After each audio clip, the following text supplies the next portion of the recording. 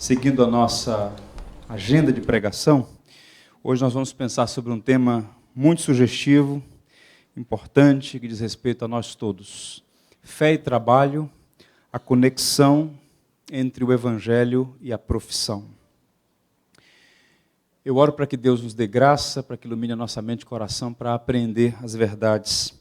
Como em outras ocasiões, hoje os irmãos não vão ouvir uma pregação expositiva a partir de um texto, mas uma abordagem a partir de um tema oportuno, repito, muito pertinente para o nosso tempo. Nós todos temos uma teologia do trabalho. Na verdade, nós todos somos teólogos. A questão é se somos bons ou maus, se somos bíblicos ou não, mas todos nós temos uma teologia do trabalho. E a nossa maneira de pensar, conforme eu costumo dizer recorrentemente aqui, influencia o nosso modo de viver.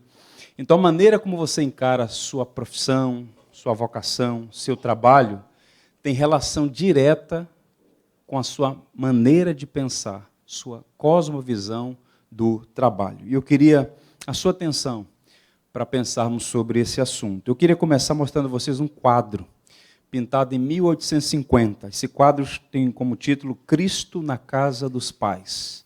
É um quadro pintado por um homem chamado John Everest, um inglês brilhante, um pintor renomado.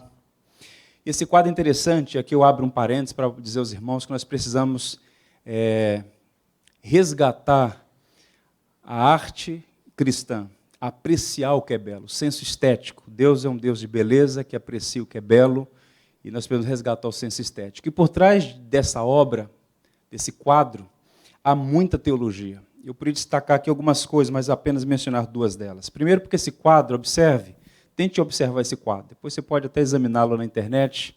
Cristo na Casa dos Pais, John Everest, pintado em 1850 na Inglaterra.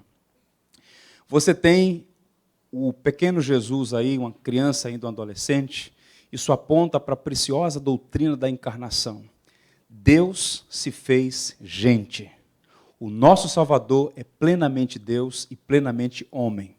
A Bíblia não fala muito sobre a infância e a adolescência de Jesus, mas ele foi um bebê, cresceu, tornou-se um adolescente, como nós chamamos hoje, até chegar à fase adulta. E nesse quadro, nós temos o pequeno Jesus aí, com uma das mãos feridas. José se aproxima para ver os ferimentos. Maria agachada, olhando os ferimentos de Jesus, tentando consolá-lo. O garoto ao lado é João Batista com uma tigela, com um recipiente com água. E dois personagens, homem e mulher, olhando o cenário da encarnação. O que é destacável aqui também, objeto de destaque, é o fato de que o ambiente é a casa dos pais. E nós sabemos, à luz da Escritura, que José era carpinteiro e que Jesus também era carpinteiro. E o ambiente é a carpintaria. Isso é curioso ou não é? Observe que a maneira como Deus trabalha na história. Deus, quando se fez gente, quando ele entra na história, ele não vai para o palácio em Roma, ele não vai para Atenas, a gloriosa capital do saber, mas ele se faz gente na empoeirada Judéia. E ele não nasce na capital, Jerusalém. Ele nasce num vilarejo chamado Belém. Tu, Belém, pequenina, tão pequena que não é nem contada entre as milhares. É em Belém que ele nasce. Ele é criado na Galileia, desprezível Galileia, terra de gente limitada, gente fraca, empobrecida. E na Galileia ele mora numa cidade, numa aldeia chamada Nazaré. E ali ele aprende o ofício da carpintaria e serve a Deus como carpinteiro, serve as pessoas como carpinteiro. Isso é muito interessante porque isso nos aponta a algo que nós precisamos redimir, resgatar. A santidade do trabalho. A santidade do trabalho. Nós fazemos parte de uma geração que perdeu de vista isso. Eu costumo dizer que nós precisamos resgatar expressões teológicas, redimir vocábulos teológicos. E a santidade do trabalho é uma dessas palavras, uma dessas expressões que nós precisamos redimir. Observe o que eu quero dizer com isso. O Evangelho não apenas salva pessoas, o Evangelho redime culturas. E por onde o Evangelho passou, por onde a fé cristã foi pujante, forte, robusta, não apenas pessoas foram transformadas, mas famílias, culturas, nações inteiras. De modo que nós precisamos, como cristãos, orar pelo Brasil e dar a nossa contribuição como? Vivendo o Evangelho, as implicações do Evangelho, que não é ou não deve ser restrito apenas à salvação ou à vida pós-morte. O Evangelho deve ter implicação na maneira como você vive, na maneira como você interage nos mais variados campos. Isso diz respeito ao trabalho também. Você não pode ter uma dicotomia na sua mente, se comportar como cristão nessa ambiência aqui, nesse lugar onde nós prestamos culto público comunitário, não, e o trabalho não tem nada a ver com a fé. Não, tem a ver. Há uma conexão entre o evangelho e a profissão, entre a fé e o trabalho. Agora observe qual é a realidade da nossa cultura hoje. A nossa cultura vê o trabalho como um mal necessário. Observe que quando a loteria está acumulada, não precisa cutucar o irmão que está ao seu lado não, tá? As pessoas correm para a loteria porque o sonho delas é ficarem ricas.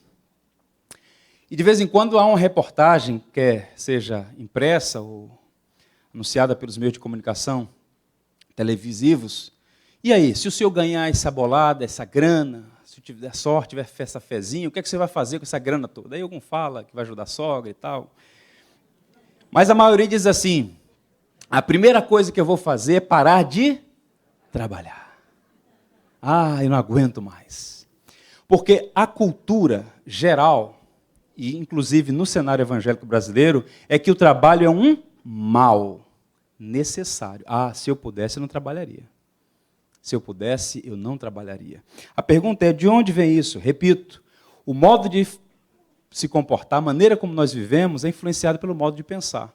E eu queria, antes de expor algumas proposições importantes para resgatar o conceito bíblico de trabalho, a teologia do trabalho, verificar aqui uma leitura histórica, ainda que breve, sobre como o mundo, a civilização humana tem visto o trabalho. Vamos começar pelo mundo antigo, a visão grega de trabalho. Observe como é que os gregos consideravam o trabalho. Os gregos viam o trabalho como muita gente vê hoje, como um mal necessário. O trabalho era um fardo, era o ergon, era um mal absoluto, era uma maldição. Qual era o ideal? O ideal era a vida contemplativa, não era a vida ativa. E, curiosamente, os principais filósofos da antiguidade tinham como projeto, ensinavam que o ideal da vida era ser desempregado. Aristóteles disse isso. O ideal da vida é ser desempregado. Mas que perfil de desempregado é esse? Aquele que não precisa trabalhar para viver. Se você chegou numa categoria de não precisar trabalhar para viver, você é um santo desempregado. Porque o ideal é contemplar. Porque o mundo físico é mau, a matéria é má. De modo que libertar-se das coisas desta vida e começar a pensar no mundo por vir, isso sim é que é bom. Razão pela qual Aristóteles dizia que o ideal não é o trabalho manual, mas o trabalho reflexivo, pensar nas coisas do outro mundo. É curioso notar que, para sustentar essa visão, eles precisavam de alguém para fazer o trabalho. 80% das cidades-estados na antiguidade, na Grécia, era constituída de escravos. Então, eles tinham essa filosofia, não, trabalhar não é bom, mas alguém tem que trabalhar para a gente. 80% constituído de escravos. E Aristóteles, pasme, dizia que o escravo é uma ferramenta viva. Eles fazem o trabalho, que é uma coisa ruim por natureza, um mal necessário, enquanto nós vamos dedicar à contemplação e não à vida ativa. Uma proposiçãozinha para os irmãos perceberem como era o cenário na antiguidade. Em linhas gerais, a cultura grega via o trabalho como uma maldição. Em algumas cidades, como Esparta e Tebas, o trabalho era proibido por decreto. Proibido trabalhar nessa cidade. Tem muita gente que quer um decreto desse, né? Por quê? O trabalho é, por natureza, uma coisa ruim. E esse momento da nossa história, da civilização ocidental, há uma forte inclinação a resgatar essa cosmovisão greco-romana. Como era no mundo medieval? Mundo medieval aqui, a Idade Média, vou colocar um corte do ano 5º ao 15º ano. Um espaço aí médio. Essa época é marcada, não vou demonizar a Idade Média, jamais chamaria esse período de Idade das Trevas, muitas coisas boas aconteceram nesse período. Mas nesse momento da história, a igreja romana, ela absorveu muito da cultura greco-romana. Quando o Império Ocidental Romano cai, a igreja se torna o baluarte dessas tradições da cultura greco-romana. E a igreja sofre um processo chamado helenização. E ela começa a reverberar a cultura greco-romana. E há uma dicotomia entre o sagrado e o secular. Qual é o trabalho sagrado? É o contemplativo, é servir a Deus. É ser um padre, é ser uma freira, é ser um monge, é ser um frade. É servir a Deus na ambiência da igreja. O artesão, o agricultor, o ferreiro, a pessoa que trabalha nos assuntos seculares, é um mal necessário. O ideal é que estivesse servindo a Deus e não aos homens. Um homem chamado Eusébio Cesareia, que era um excelente historiador, foi um dos primeiros historiadores da igreja, ele veio no V século, escreveu uma obra chamada História Eclesiástica. Boa parte do que a gente sabe sobre a igreja antiga vem da pena desse homem que viveu no mar Mediterrâneo, na cidade de Cesareia. E olha o que ele diz, e ele captura o espírito dessa época. 2 modos de vida foram dados pela lei de Cristo à sua igreja. Uma está acima da natureza e além do viver humano comum, inteira e permanentemente separado da vida habitual comum da humanidade. Dedica-se somente ao serviço de Deus. Tal é, então, a forma perfeita de vida cristã. Qual é a forma perfeita de vida cristã? Servir a Deus. E onde se serve a Deus? Na igreja, nos serviços sagrados. E ele diz, e o outro, mais humilde, mais humano, permite aos homens ter mentalidade para a lavoura, para o comércio e outros interesses mais seculares do que a religião. E um tipo de grau secundário de piedade é atribuído a eles. Então, Eusébio está capturando o espírito da época. A sociedade estava dividida entre os que serviam a Deus, o serviço sagrado, o ideal contemplativo, e o serviço comum, ordinário, que era estar envolvido em outras atividades na vida chamada de comum. Essa mentalidade está impregnada no nosso tempo hoje. Muitas pessoas pensam que servir a Deus é ser pastor, é ser um missionário no Afeganistão. Elas não conseguem observar que, à luz das Escrituras, toda vocação é sagrada. Quando você está, por exemplo, consertando o motor de um carro, um mecânico, ele está servindo a Deus. Quando ele está numa sala de aula ensinando matemática para uma criança, isso é serviço sagrado. Quando alguém está em casa cuidando dos afazeres domésticos, isso é servir a Deus. Toda vocação é sagrada. E esse espírito e esse entendimento é o que dá concreção, entre outras coisas, à prosperidade de uma nação. Observe que, via de regra, boa parte das pessoas vem a segunda-feira como uma maldição e a sexta-feira, o dia da libertação. É o dia da libertação. Por quê? Vamos parar os afazeres. No domingo vamos servir a Deus na igreja. Aí é uma bênção para alguns, né? Porque nem na igreja servem alguns. Mas não veem o trabalho cotidiano, o trabalho secular como atividade divina. Sagrada, melhor dizendo. Como é no mundo moderno e pós-moderno. Deixa eu mostrar uma coisa que rapidamente eu não poderia deixar de passar por isso. Nessa cultura que a gente vive, a chamada modernidade, pós-modernidade há algum tempo, é curioso notar as marcas da queda, a doutrina da queda. Se tem uma coisa que você precisa estudar, coloque-se na sua agenda, estudar a teologia da queda. Não há nenhuma doutrina mais comprovada empiricamente do que a doutrina da queda. O mundo está desequilibrado, meus irmãos. O mundo está desequilibrado. E há muitos sinais disso, de desequilíbrio. Observe que metade do mundo passa fome e a metade passa regime. Tem algum desequilíbrio ou não tem? Tem ou não tem? Está desequilibrado. Humberto Eco, em um livro, disse que o mundo está dividido em 2 grupos, estressados e deprimidos. Estressados, que estão trabalhando, não aguentam mais. E os deprimidos, estão desempregados. Então, o indivíduo fica deprimido porque está sem emprego e fica estressado porque está empregado. Tem que decidir. Quer ficar estressado pelo trabalho ou deprimido pela falta dele? Você vê que há um distúrbio, há um desequilíbrio na civilização, na história humana. E essa polarização diz respeito também a como nós enxergamos o trabalho. E aqui eu queria indicar, ou pelo menos citar, 2 personagens muito influentes da civilização, 2 homens que influenciaram muito a partir do final do século XIX, século XX, que, ainda que você não tenha lido nada sobre eles, você, de alguma maneira, está influenciado pela cosmovisão ou pelo que eles produziram há décadas atrás. O primeiro deles é Karl Marx. vou chamá-lo de Karl Marx e o culto ao trabalho. O trabalho é uma atividade autônoma na qual o homem se realiza. Filho de uma família rica, de classe média alta, na antiga Prússia. Ele vive a vida dele inteira praticamente na Inglaterra, em Londres, onde inclusive está sepultado. E esse homem ele era um ateu, ele tinha uma visão materialista da história. Para ele nada de céu, eternidade, bem-aventurança, mundo por vir, nada disso existe. O que existe é o aqui e agora, o que a gente pode ver, tocar e sentir. E ele observou de modo inegável a opressão do trabalhador. Muitos trabalhadores vivendo em condições subhumanas, trabalhando 12, 14, 16 horas ao dia. E ele, então, elaborou teorias para redimir ou para libertar o proletariado, que vivia sob o jugo do que ele chamava de burguesia. Mas observe que a cosmovisão de Karl Marx é a seguinte: o trabalho é uma coisa divina. O trabalho é uma atividade autônoma na qual o homem se realiza. Ele está rompendo praticamente com todas as categorias judaico-cristãs. Os cristãos, judeus e cristãos, sempre viam o trabalho como uma atividade que você responde a um chamado. Deus é o Criador, somos criaturas, nada é aleatório, nada é casual.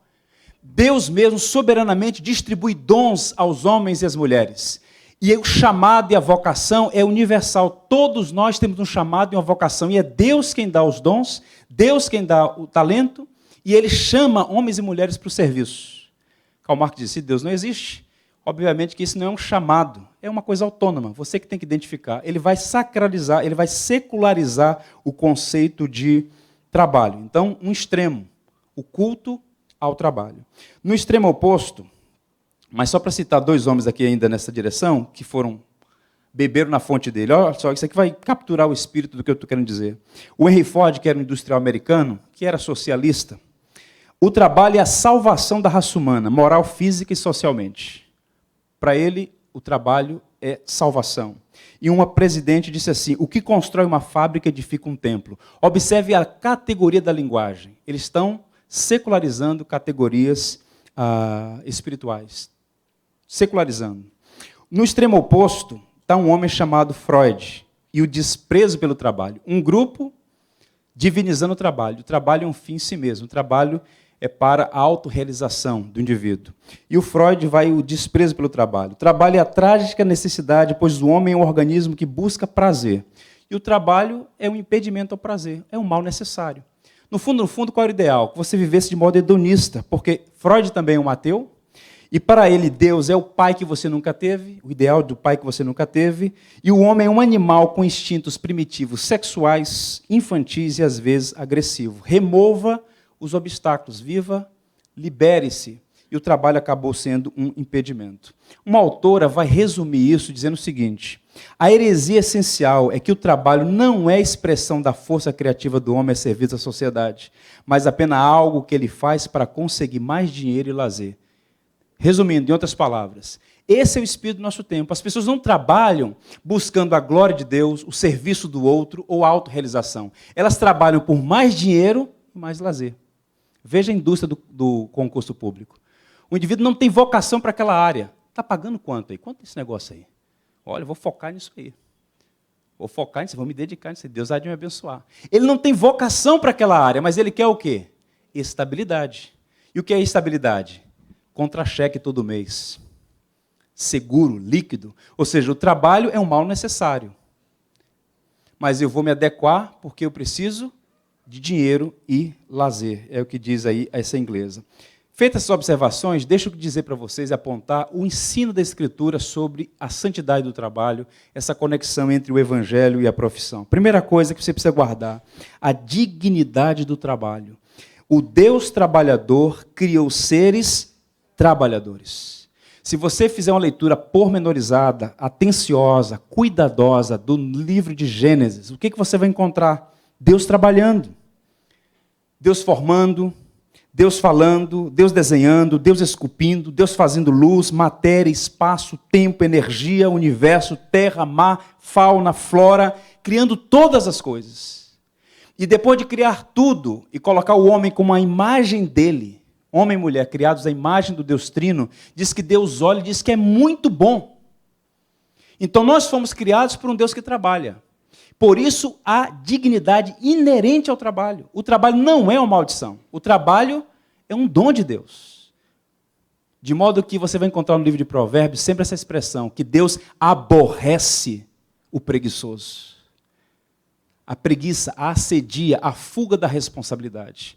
Você tem que identificar sua vocação e responder o seu chamado trabalhando como resposta à vocação do Deus Criador. A Bíblia começa com Deus trabalhando. Observe o Salmo 8, que diz Davi.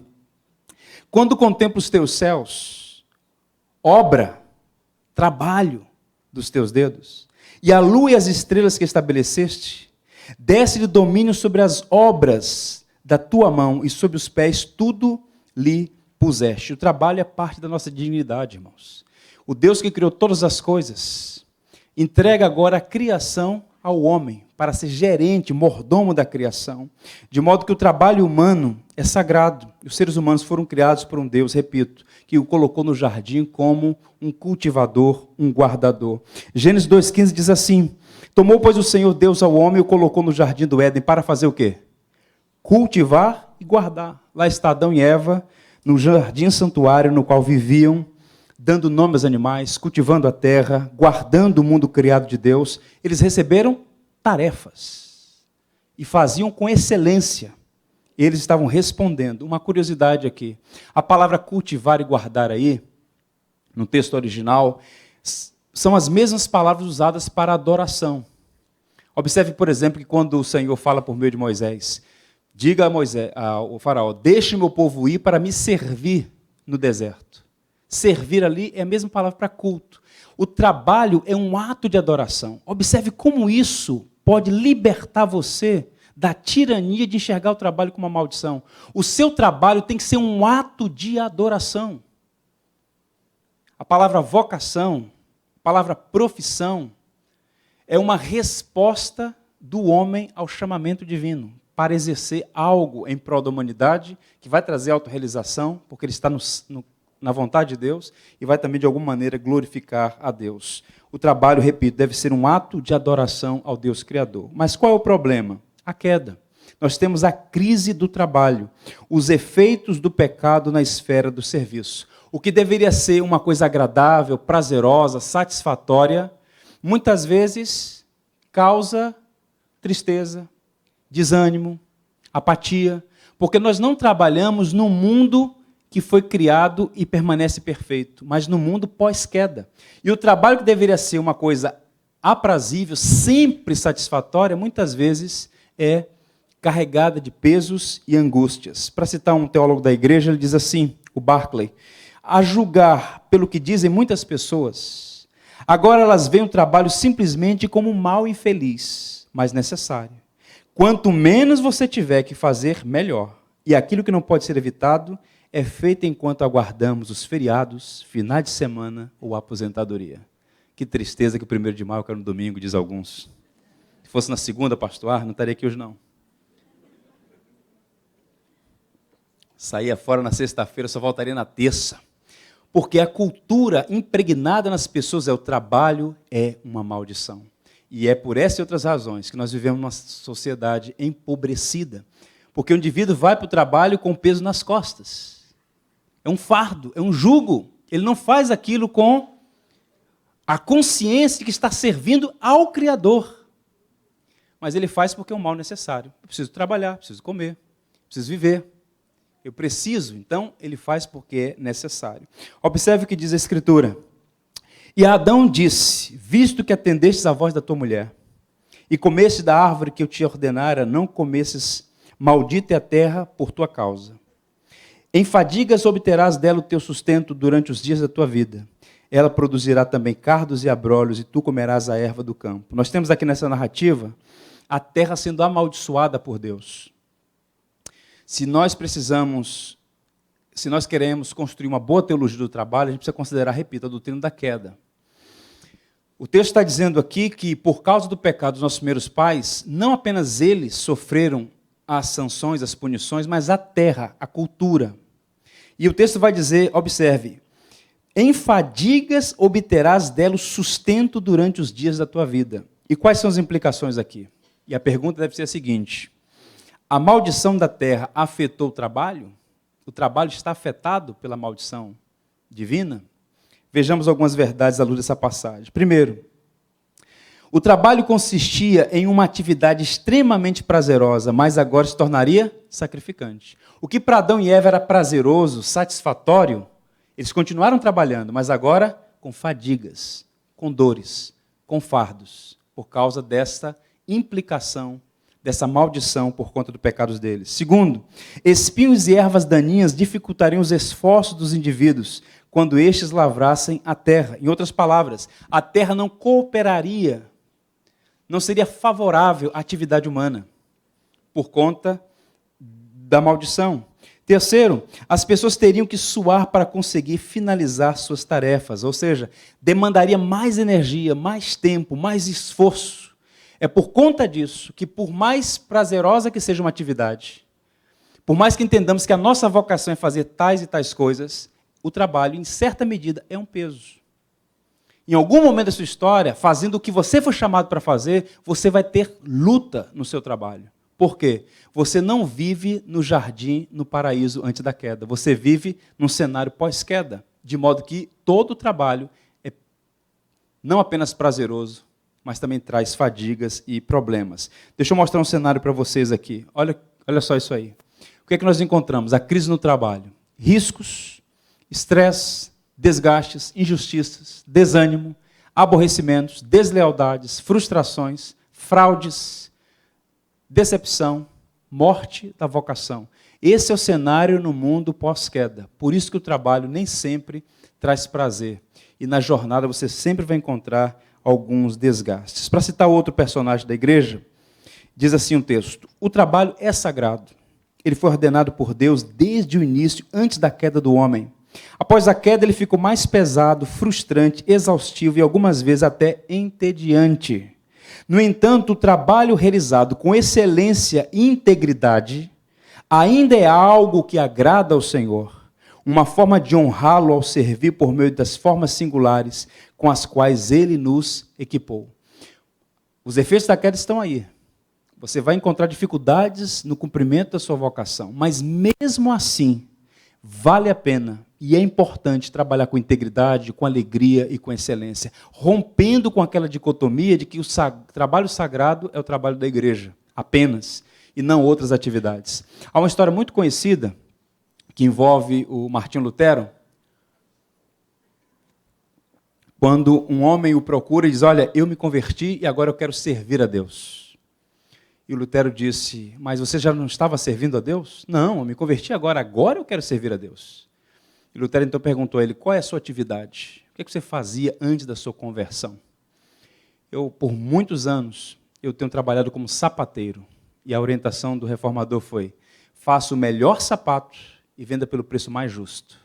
E nisso você vai estar glorificando a Deus. Observe que, mesmo na labuta, mesmo na fadiga, mesmo nos processos desgastantes do serviço nesse mundo caído, ainda é possível trabalhar com integridade, com excelência para o bem do outro, e isso há de glorificar a Deus. Isso, de um modo impactante, nos liberta para servir a Deus aonde quer que estejamos. Razão pela qual eu estou convencido de que se tem uma coisa que a igreja evangélica precisa resgatar é a teologia do trabalho. Eu já conversei com vários empresários que disseram: eu não emprego evangélico.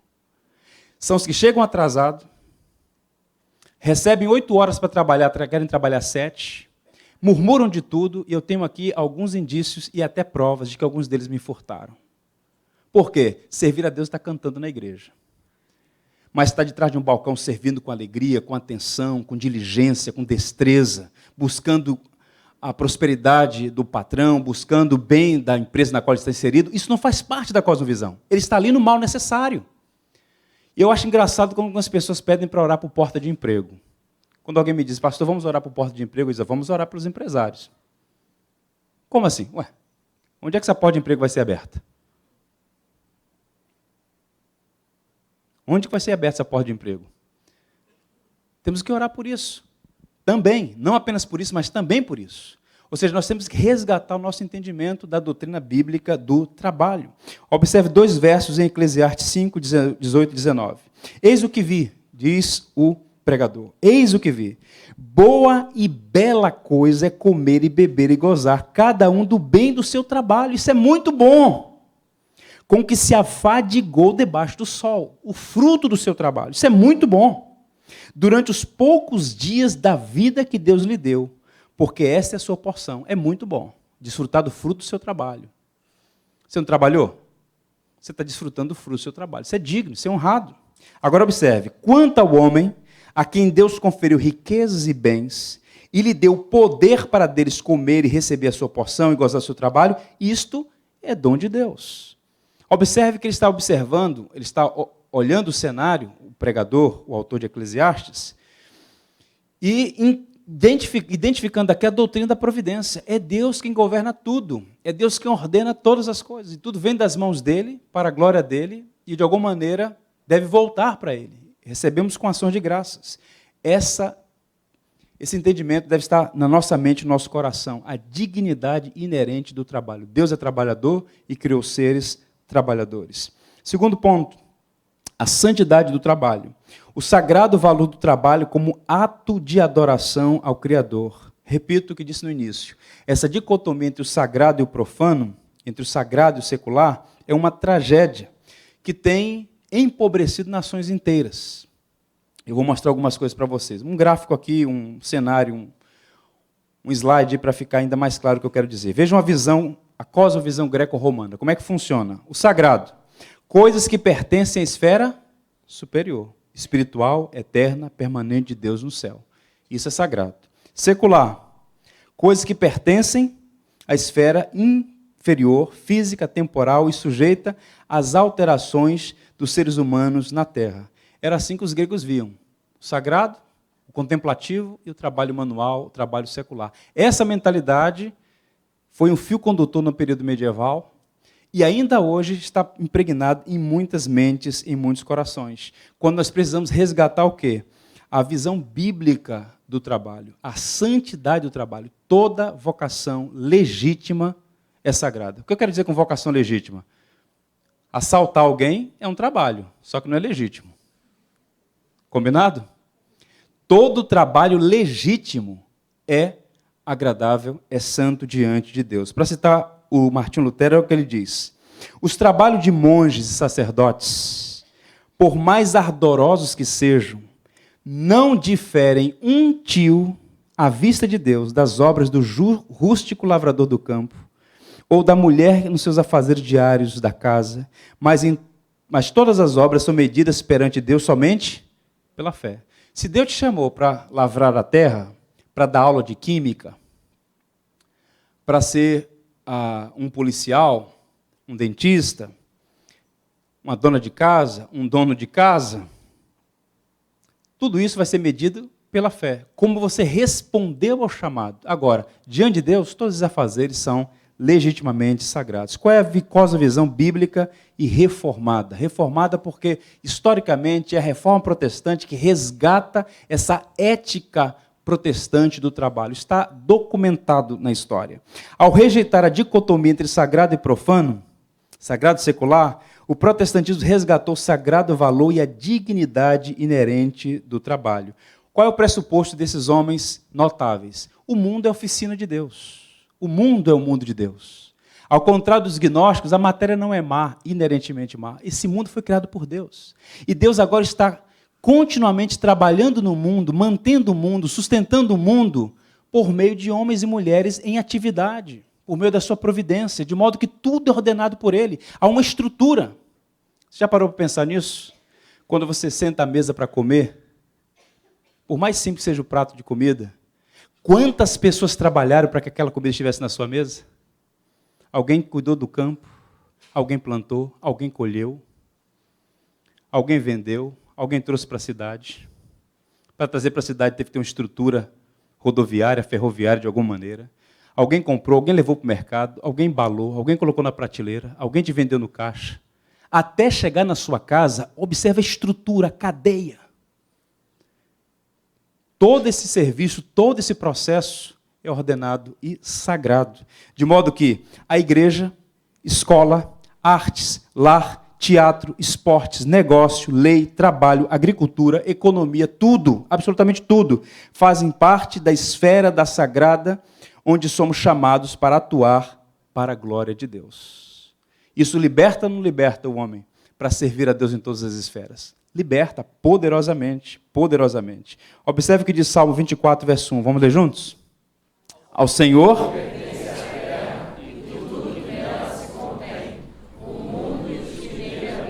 Se é assim, por que muitas pessoas pensam que servir a Deus está restrito ao trabalho pastoral, ao trabalho como missionário? Por causa da nossa mentalidade ou cosmovisão greco-romana, de que há uma dicotomia entre sagrado e secular. O Paul Stevens é um autor, um professor num seminário, numa faculdade de teologia no Canadá. Ele escreveu uma obra, Deus no Mundo dos Negócios, um livro extraordinário. Nesse livro ele diz o seguinte: a perda da vocação no mundo moderno e pós-moderno é ainda mais indicada pelo fato de que, praticamente, as únicas pessoas que falam de ser chamadas por Deus são quem? Os missionários e os pastores em tempo integral. Pastor, Deus falou no meu coração, eu senti um chamado para a obra de Deus. Você nunca teve um chamado? Você teve um chamado para o ministério pastoral, para o serviço de missões transculturais, é uma coisa. Agora, você tem um chamado, meu irmão. Você tem uma vocação. Observe que a palavra profissão, que é mantida, mas esvaziada do seu conteúdo, ela tem uma herança cristã. O que é a profissão? Eu professo que Deus me chamou para fazer isso. Muda ou não muda o cenário? Então, o trabalho não é uma ocupação, um mal, um fim em si mesmo, que você está temporariamente ali até receber uma proposta melhor e fica pulando de um trabalho para outro simplesmente pelos recursos que lhe são oferecidos. É evidente que a boa remuneração é um incentivo e você deve lutar por isso, mas não apenas norteado por isso. Um outro autor chamado Tim Keller diz: o trabalho só é uma vocação se alguém chamar você para fazê-lo, e se ele for feito para quem o chamou e não para você mesmo. Então, o seu trabalho deve ser norteado por isso. Quem me chamou para fazer isso? É Deus? Então vou fazer com excelência. Leia as cartas de Paulo. E vós, servos, trabalhar para vossos senhores, não para quem trabalha para o homem, mas para o Senhor. Então, observe, isso muda completamente. Não é aquela coisa de você trabalhando ali direitinho, só porque o patrão está olhando. O patrão deu uma volta, agora, deixa eu entrar aqui no Facebook, deixa eu mandar aquela mensagem. Você está entendendo? Muda completamente. Eu trabalho para a glória de Deus, para o benefício da humanidade e também para o meu contentamento. Um autor chamado William Perkins, um puritano inglês, diz assim: a ação do camponês cuidando de suas ovelhas, feita conforme Deus deve ser, é tão boa diante de Deus, quanto a ação de um juiz em dar sentença, ou de um magistrado na regência, ou de um ministro na pregação da palavra. Então, quando você está lavando pratos em sua casa, isso é tão sagrado quanto pregar o evangelho. Pode ser escândalo para alguns. Observe, eu acredito que não há vocação mais honrada do que a pregação do evangelho. No entanto, toda atividade, toda vocação, todo trabalho é sagrado. Isso muda completamente e amplia a nossa visão do serviço. Deixa eu mostrar para vocês alguns países prósperos que foram influenciados por essa cosmovisão. Eu não estou dizendo que todas as nações eram cristãs, até porque eu não acredito em nações cristãs, mas influenciadas pela fé cristã, em particular pelo protestantismo. Inglaterra, Nova Zelândia, Suíça, Estados Unidos, Suécia, Noruega, Alemanha, Austrália, Dinamarca, Finlândia, Islândia, os países da Escandinávia, são nações prósperas. E por quê? Porque exploraram os países, as colônias, é o que alguns vão sugerir, mas, embora tenha algumas observações nesse particular, essas nações foram enriquecidas, se desenvolveram, porque boa parte da sua população, ainda que não fosse confessamente cristã, trabalhava com essa perspectiva, trabalhar para a glória de Deus, essa ética cristã, da honestidade, de responder positivamente ao seu chamado. Isso é tão interessante, deixa eu mostrar para vocês uma imagem de um homem aqui que eu admiro muito, o Marquês de Pombal. Esse homem chama-se Sebastião José de Carvalho e Melo, conde de Oreiras, o cérebro de um projeto de modernidade. Deixa eu falar rapidamente sobre esse personagem interessante. Antes dele ser primeiro-ministro de Portugal, no reino de Dom José I, ele foi embaixador na Inglaterra. E por 8 anos ele fez a seguinte observação: tem alguma coisa errada. Inglaterra, rica, próspera, desenvolvida, tecnológica, os padrões daquela época. Portugal e Espanha, empobrecidas, a despeito de tantas possibilidades que tiveram como senhoras dos mares por muito tempo. Alguma coisa está errada. E o que é que ele observou? A ética do espírito protestante. Como as nações, como os indivíduos trabalhavam, e aquele circuito casa, igreja, trabalho. A santidade particular e pessoal, marido de uma só mulher, vivendo para sua família, como as pessoas trabalhavam. E ele então, quando volta para Portugal, ele se torna primeiro-ministro, a primeira coisa que ele faz, e aconselha o rei José, é o seguinte: nós temos que tirar os jesuítas do poder, que era o braço de lança da igreja romana que dominava todas as esferas do Estado. E aí os jesuítas são expulsos de Portugal e do Brasil, nesse período. E Portugal começa a se desenvolver. Infelizmente, o rei vem a morrer e a filha dele assume o comando e volta com as mesmas políticas antigas. Mas qual o ponto aqui? Ele está mostrando a dinâmica, as implicações de uma ética do trabalho, como isso favorece não apenas as nações, mas, obviamente, também cidadãos e famílias. E, por fim, ainda desfrutando da sua atenção, o propósito do trabalho. Se tudo isso procede, então, qual é o propósito pelo qual devemos trabalhar? Respondendo, então, ao chamado de Deus. Há um autor que eu aprecio muito, encorajo muitos irmãos aqui a ler suas obras, o falecido John Stott, quando ele diz assim, ele resume esse tríplice propósito do trabalho. Por que você deve trabalhar? Observe. Quais são os propósitos? O trabalho é o gasto de energia manual, mental ou ambas, a serviço de outros, que traz três coisas: satisfação para o trabalhador, benefício para a comunidade e glória a Deus. Então você deve ter esses propósitos na sua mente. Trabalhar para ter realização, contentamento. Eu estou fazendo o que eu gosto de fazer, o que eu fui chamado para fazer. Estar no lugar certo, fazendo a coisa certa. Mas também não apenas como um fim em si mesmo, buscando de alguma maneira ajudar outras pessoas. Tente imaginar o homem que construiu, o homem que articulou e providenciou o ar-condicionado, um suíço. Como ela providenciou um ar-condicionado na Suíça. Você devia conhecer esse santo e orar por ele, agradecido a Deus todo dia. Ele pensou só nele, só nos dividendos, na riqueza, na glória, no nome. Você não sabe nem o nome do indivíduo.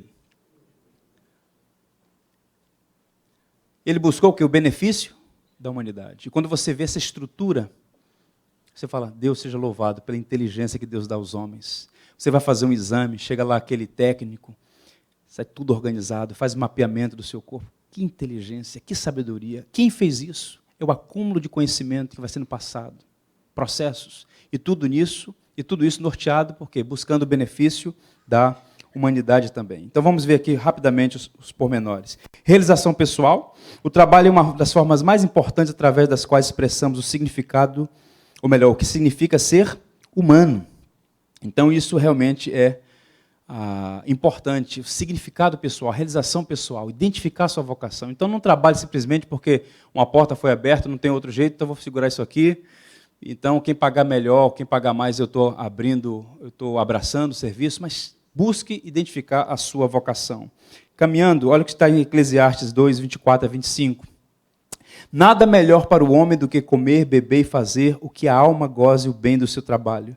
No entanto, vi também que isto vem da mão de Deus, pois separado deste, quem pode comer ou quem pode alegrar-se? Ou seja, fruto da graça de Deus, realização pessoal. Benefício da humanidade. O Cotton Mather diz: Deus faz o homem uma criatura de sociedade. Esperamos benefícios da sociedade humana. Isso equivale que a sociedade humana deveria receber benefícios de nós. Já pensou se você trabalhasse nessa perspectiva?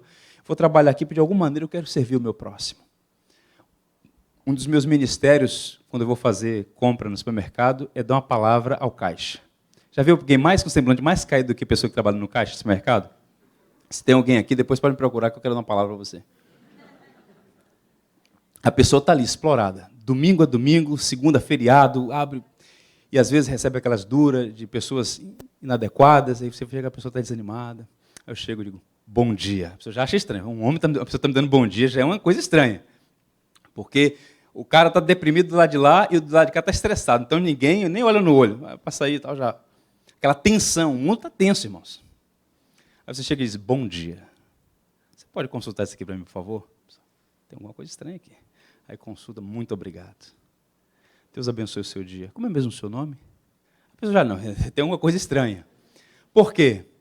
O indivíduo está do lado de lá e ela, por conta das circunstâncias extremamente adversas, perdeu o quê? A capacidade de trabalhar com alegria, com desenvoltura, buscando o bem do outro. Não seria diferente?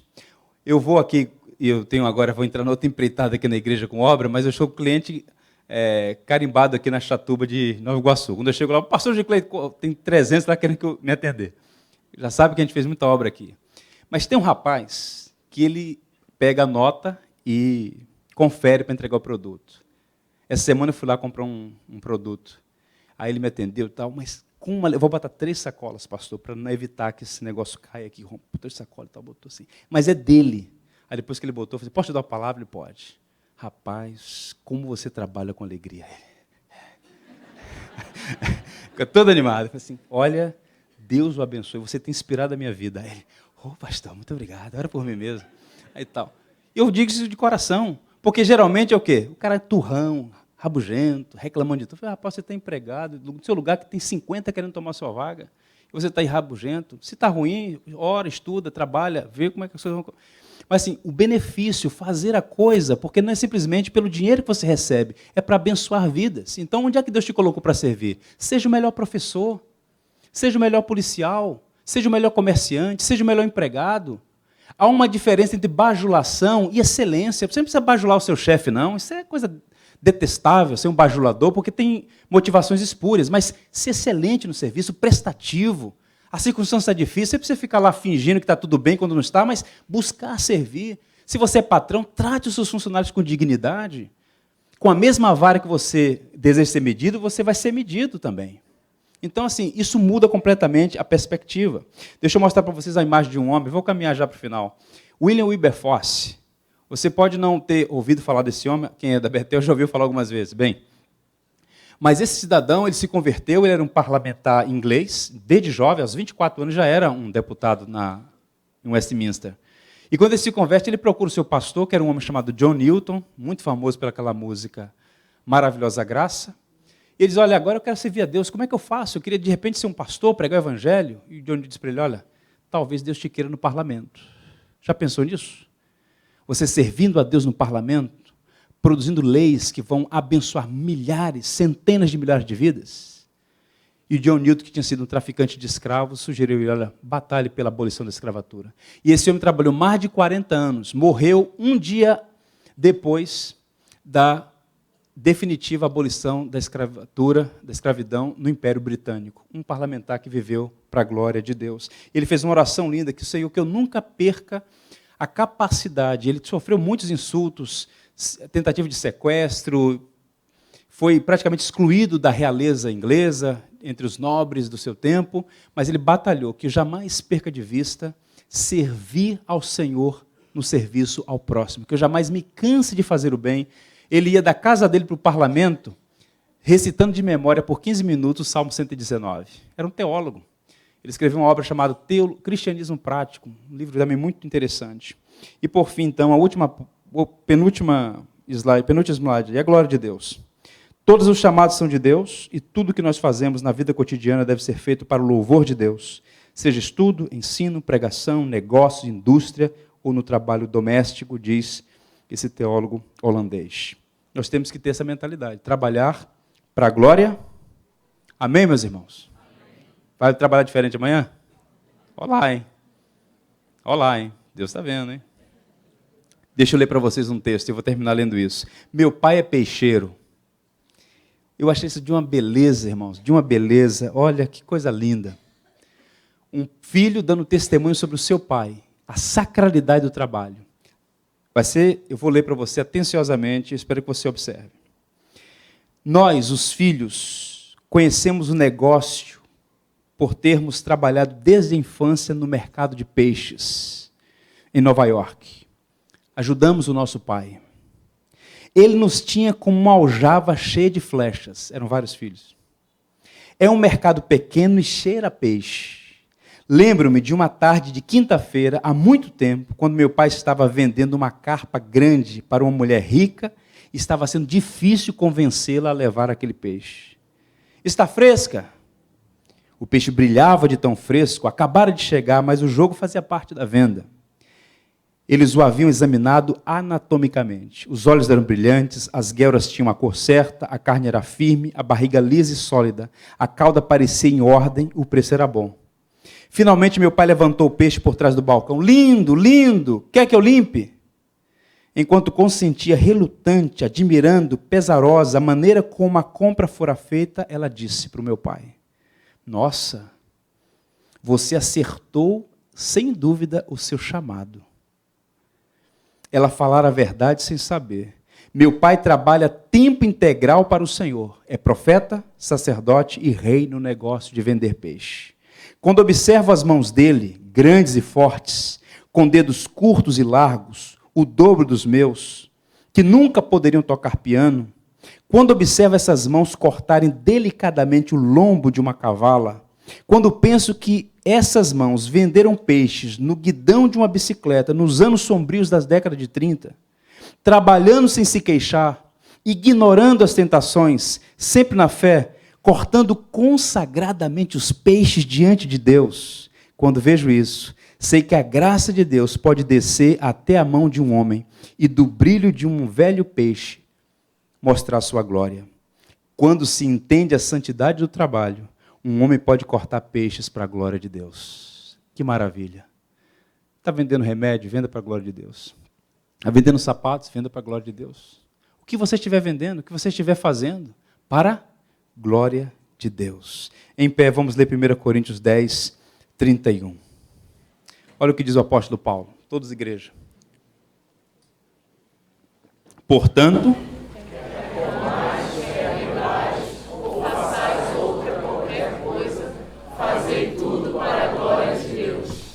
tem coisa mais básica que comer ou beber? Que Paulo está dizendo aqui é o seguinte: as coisas mais básicas, quer comer, quer comais, quer bebais, faça qualquer outra coisa, fazer isso tudo para a glória de Deus, e Deus vai nos cobrar como é que nós estamos servindo a Ele no serviço ao próximo. Vamos orar?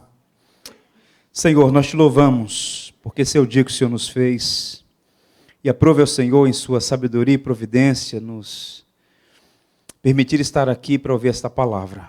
E nós queremos responder com obediência, buscando a nossa vocação, cumpri-la com excelência e alegria, servir ao Senhor com integridade, partindo do pressuposto, Senhor, que o trabalho é digno e devemos trabalhar em santidade. Por isso, Pai, abençoa cada um dos teus servos e servas que aqui estão, a fim de que o nosso trabalho não seja um fim em si mesmo, mas que sim, produza satisfação no nosso coração, mas sobretudo o benefício do próximo e a glória do teu nome.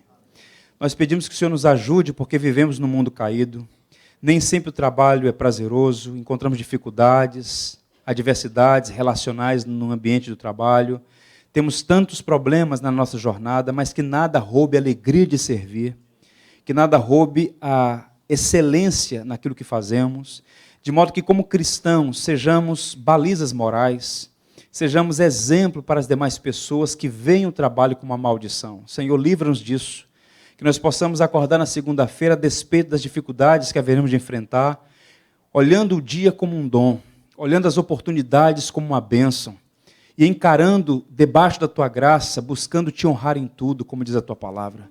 Quer comais, quer bebais, ou façais qualquer outra coisa, Senhor, nos ajude a fazer tudo para a tua glória. E que não sejam palavras vãs, palavras soltas ao ar, mas que sejam palavras vindas de um coração que entendeu a mensagem. E que de fato possamos cumprir a nossa vocação, porque cedo ou tarde, Senhor, nós iremos comparecer diante do Senhor e prestar contas da nossa vida. Os dons que temos, os talentos que foram dados pelo Senhor, e nós queremos ser encontrados, como diz o apóstolo Paulo, não nos cansando de fazer o bem.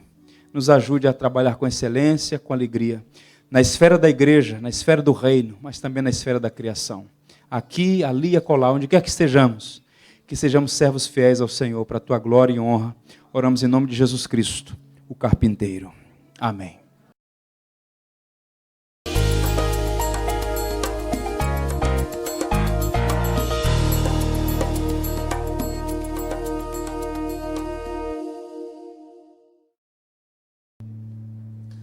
Tu és fiel, Senhor, meu Pai celeste, pleno poder aos teus filhos darás. Nunca mudaste, tu nunca faltaste, tal como eras, tu sempre serás. Vamos juntos?